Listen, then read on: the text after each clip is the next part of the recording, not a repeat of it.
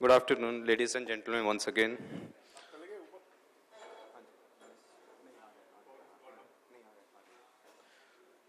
We'll start the technical session, which will be chaired by Shri Vishwajit Sahai, Joint Secretary DHI. We have 4 presentations, one DHI presentation on the scheme, the FICCI presentation on the technology requirements of capital goods sector, and then we have presentation by Mr. Mahinder Patel for the technology requirements of plastic machinery sector, and then by Shri Prakash Bhagwati for technology requirements for textile machinery sector. It's again an honor to have you all here, sir, on the panel. I'll request Shri Vishwajit Sahai now to kindly make the presentation on the capital goods scheme. Right.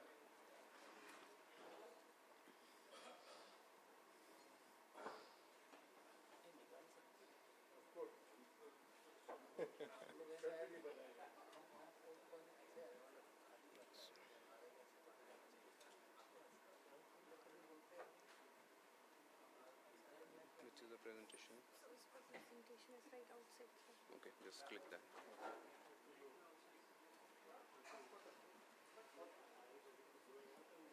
You can also sit and make a presentation, sir, if you want.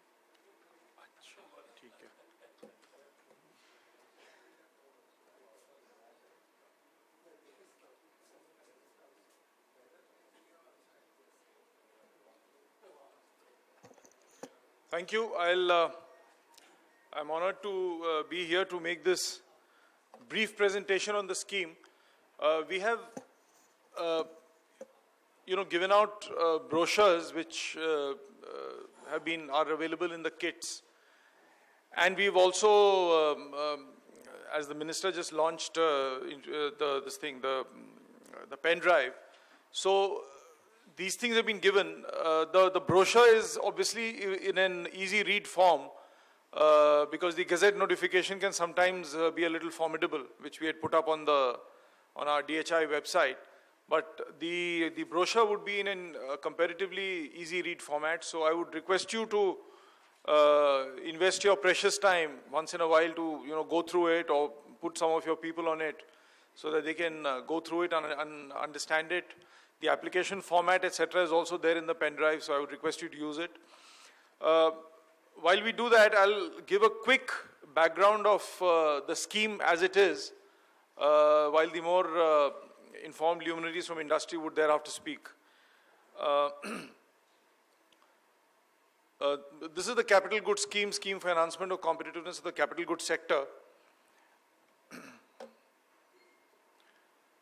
The background, it's like this, that the 12th 5-year plan working group report gave a set of recommendations to create an ecosystem for the growth of the capital goods sector, especially in the area of technology. The idea was to rationalize the policy and create an ecosystem, particularly for taxation, trade, and FTA. These were the tickling issues before us. To correct the situation in which imports are cheaper, thus making investment in capacities and technologies unviable. Technology infusion, very clearly, it's been made challenging. What are the challenges there? The small unit sizes, entrepreneurial attitudes, absence of public institutions for industrial technology development, lack of motivational policies for technology upgradation by MSME, difficulties in doing business in India, lack of skilled manpower, lack of support for made in India in government purchases. The other issues were skill upgradation, miscellaneous issues such as standardization, cluster development, access to industrial finance, quality industrial area, access to common facilities, quality logistics, exports promotion, state reforms. This is a long list of areas where there are weaknesses. There are also, you would appreciate that these weaknesses cannot really be characterized as pan-India weaknesses. In some states, very efficient mechanisms have been put in place to address these issues. In some of the other states, we are still lagging behind.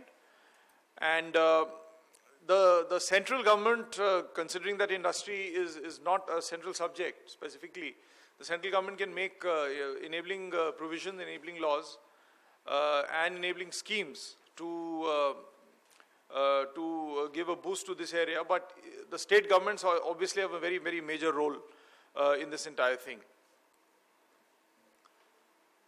The present capital goods scheme is for about 930 crore. It is a pilot scheme. It was actually envisaged to be a much bigger scheme, but the budgetary support available from the government was somewhat whittled down in the earlier times, and we've been told that if this scheme is successfully implemented, the government would be happy to roll out a larger, bigger scheme. So really this scheme is going to ride on the shoulders of a much bigger scheme that can come about if we are able to implement this scheme successfully, and that obviously needs your cooperation. Without that, it's impossible to do anything here. The scheme was notified on 5th November. It's available on the website. We've just given some additional material today itself. There were 10 proposals which were developed earlier, and these were, I would say semi-baked or semi-ready. But unfortunately, we've got none for technology acquisition per se. We've got proposals for centers of excellence and in a couple of other areas, but we've not been able to get proposals for technology acquisition. The screening committee meeting, which is headed by the Joint Secretary, this was held in November 2014, while the Apex committee headed by Secretary was held on December 11, 2014. 3 proposals were approved. Actually, eventually only, as of now, only 2 proposals have been approved, which I mentioned during my inaugural address as well, while proposing the vote of thanks. So 2 proposals have really been approved. One financial release has taken place in financial year 14-15. I think we released upwards of about 2 crore for the Center of Excellence in Bangalore. The other proposals are under different stages of evaluation. We plan to have the next meeting of the screening committee in the first week of July. So if there are any proposals that can be submitted, we'll be, even before up to the 15th of June, we'll be very happy to receive them. We've issued an advertisement to popularize the scheme, to familiarize people more with the scheme. We plan a series of road shows. This is the first one in Ahmedabad, and we've been fortunate to have the minister to launch the road show. This is broadly the structure of the scheme. Out of the 581 crore support that we are looking at, 250 crore is for technology development through centers of excellence. Very briefly, institutes of technology, be it the IITs or other academic institutions, need to be involved in this.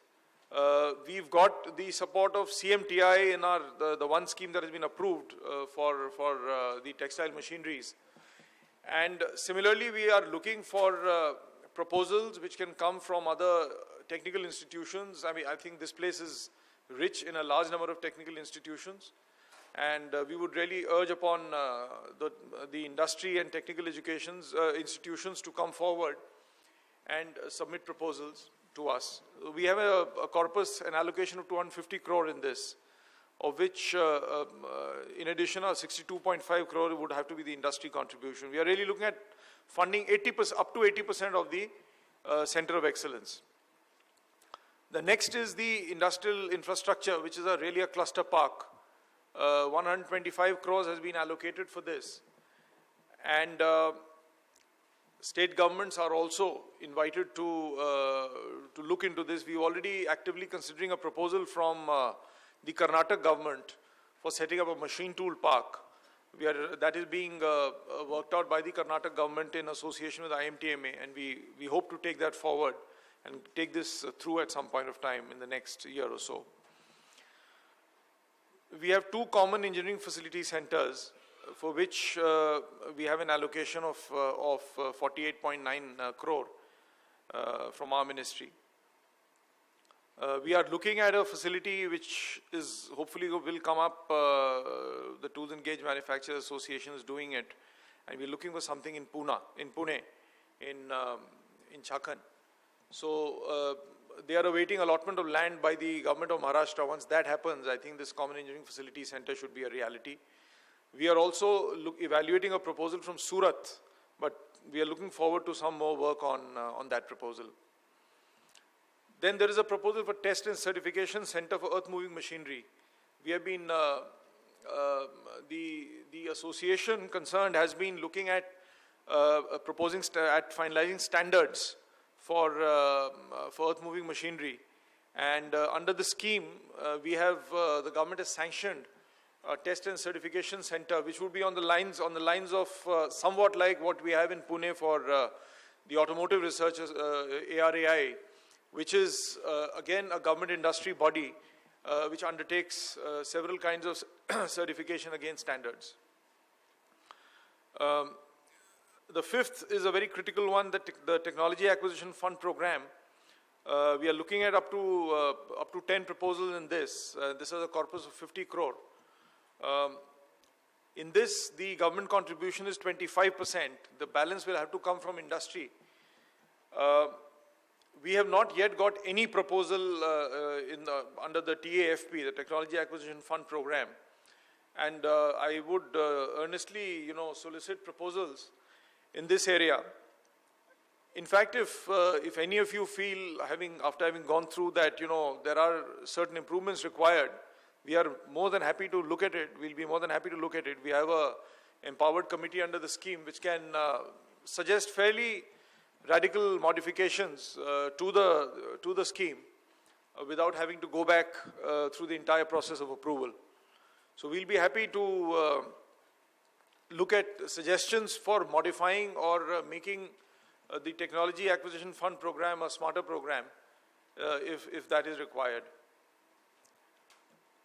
Administrative expenses, those are ours, of course. We are looking to appoint a panel of experts to evaluate the proposals,